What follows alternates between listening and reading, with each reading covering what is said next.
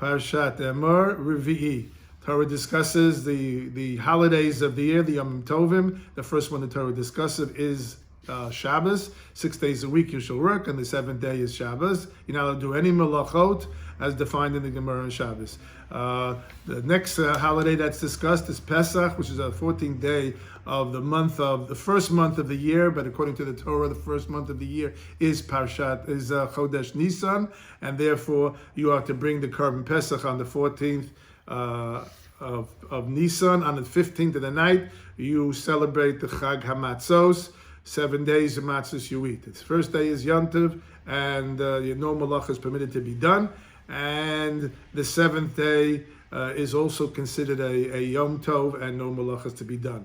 The Torah continues with the mitzvah of the Omer, which is to be brought on the second day of Pesach, which is the 16th of Nisan. It's brought from barley.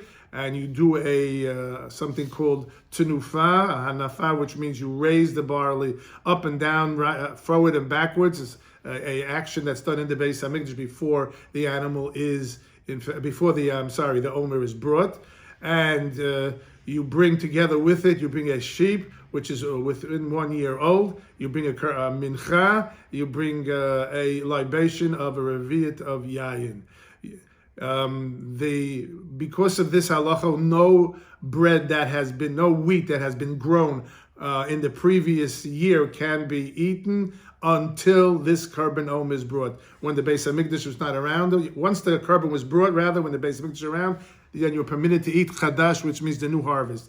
After the Beis Hamikdash was destroyed, the entire day of the 16th, you were not permitted to eat until that day was finished. Then the new produce, the new wheat, and the new products you can eat as a result of that. The Torah continues with the mitzvah of Sfirah, and we count the Sfirah Sa'omer for 49 days, 7 weeks counting, and then we bring what we call the Shtei Halechem on Shavuos, which the Torah calls Atzeres. And there are a list of karbanos that the Torah says you bring on that day, and the parasha ends off with a special mitzvah of the mitzvah of Peah, that when you harvest your field, you're supposed to leave over a corner of your field, and any single one or two wheats that falls to the ground, you are not to be take it. That's called leket, and these two mitzvahs are discussed in the Mishnayot and Peyot in detail.